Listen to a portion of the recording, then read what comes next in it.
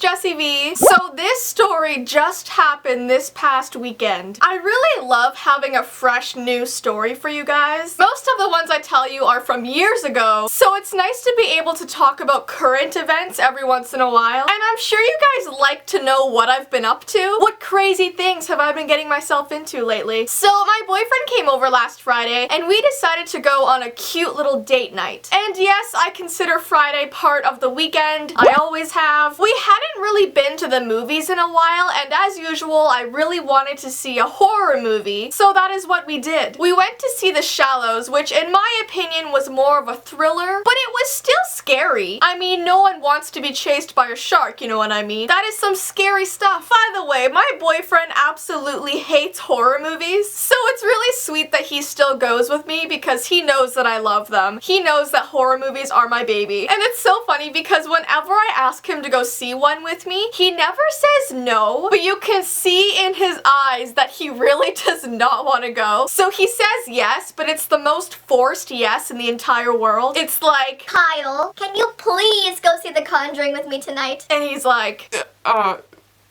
Yes. I love him. Well, our movie was at 10 o'clock, so we decided to go for dinner first. And this is where our night starts to get a little weird. This video is just gonna consist of the very strange things that happened to us on this date night. So we finish eating and the waitress comes around with the debit machine so we could pay for our food. And because Kyle and I have been dating for almost 5 years now, we always take turns to pay for dinner. I've never really believed in the whole guys always have to pay for dinner thing. I think we're all equals, and if you've been in a relationship for long enough, there should not be a problem constantly switching who pays. So on this particular night, it was my turn to pay, but the waitress hands the debit machine to Kyle. So I let her know that I was paying, and oh my goodness, she gives me the weirdest expression in the entire world. She looked as if she was just completely shocked. And then she goes, Oh, I'm sorry, I thought you guys were on a date. Are you guys siblings? It's so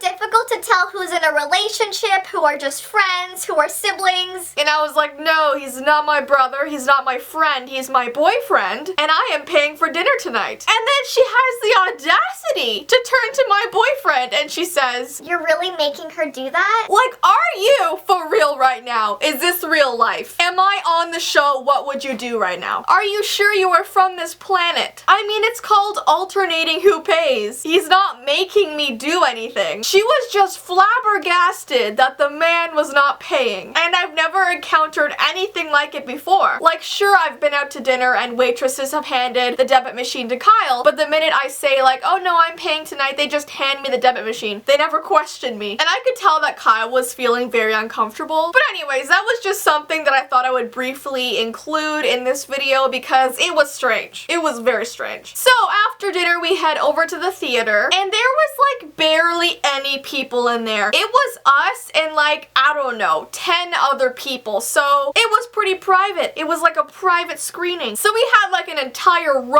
all to ourselves. So we were pretty happy about that, and the movie starts to play. And about 20 minutes into the movie, this lady walks in with her 5 kids. And these kids are very, very little. So I'm just thinking, why are you taking these kids to a horror movie with lots of gore and blood and bikinis? Like, I don't understand what you're doing right now, but I am not one to judge, okay? But what was strange was she had an entire theater full of seats to sit down, but she sits in the seat directly beside Kyle and I. Like, imagine an entire row with no people, and she chooses like right beside me with her 5 kids. But you know what? I wasn't mad about it. It's just if it was me personally, if I had the option, I wouldn't sit directly beside someone. But it's cool. I don't own the theater. She can sit where she wants. But then the lady leans over and says loudly into my ear, Has the movie started yet? and I was a bit confused by that question because if she simply looked right in front of her at the giant movie screen, she would see that yes, the movie has started. I mean, the main character of the movie was directly on the screen. But I like to think of myself as a nice person, so I kindly replied with, yes miss, the movie has started. So then she starts loudly clapping her hands and then tells her kids that she's gonna go get some popcorn for them. Well, then This woman gets each of her 5 children 1 large popcorn, 1 large drink, and a bag of candy for each of her 5 children. And I guess she was only able to carry enough items for 1 person at a time, so she had to go back and forth 5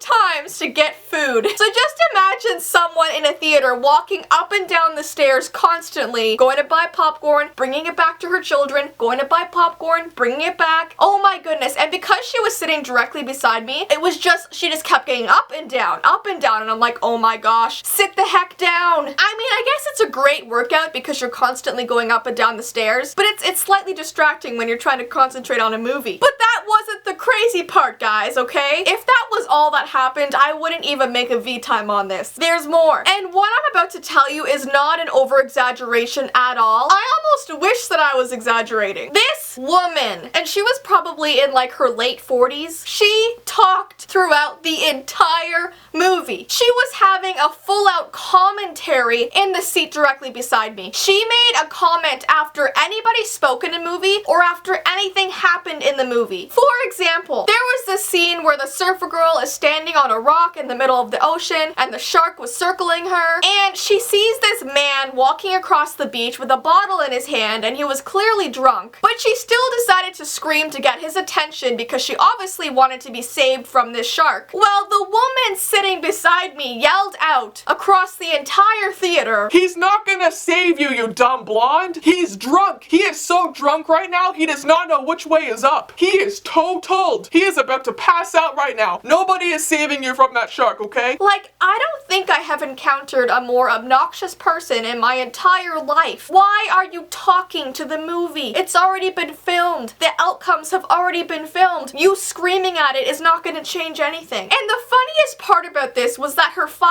kids, who were like toddlers, like little kids, kept saying, Mommy, can you please be quiet? We're trying to watch the movie. and then the mom would turn to them and be like, Shh. Why are you talking right now? like what? You're telling them to be quiet? I love how there's a complete role reversal going on. It's usually the parents telling the kids to calm down, but her kids were begging her to shut up. And oh my goodness, whenever there was a jump scare, this woman would flail her arms and make the most loudest, blood-curdling scream you've ever heard. I've never heard anything like it. In fact, she was scaring me more than the actual movie. I wasn't even jumping at the jump scares. I was jumping at her screaming into my face. There was this one point where she got so scared that she took the flip-flop off of her foot and threw it across the theater. Like, are you 3 years old? Can you tell that I'm actually getting really heated about this? Kyle actually turned to me and asked me if we were being punked, and I started considering it. And along with all of her screaming and carrying on, she liked to shake her popcorn bag. I don't know what she was doing. Maybe she was trying to mix the cheese around or something, or the butter, I don't know. But she was literally holding the bag out in front of her, shaking it to no end, just shaking the hell out of her bag. And like, that's louder than you think, especially when she's doing it for a good 5 minutes straight. It sounds like a maraca. And after a while, I just couldn't contain myself anymore. I was just laughing. I was just laughing at the situation that we were in at that moment. And it wasn't laughing because it was funny. It was laughing because it was so mind-blowing and unbelievable. How does a woman with so many children act so obnoxious and disrespectful to other people? Her children were more behaved than she was. Like, I think I missed a good 3/4 of the movie. And yeah, you know what? It was just a movie, so maybe I shouldn't be this annoyed by it, but I don't think it was the movie itself that I was upset about missing. I think I was just upset about how disrespectful some people can be, and it's like they don't even realize other people are around them. It's just mind-blowing. So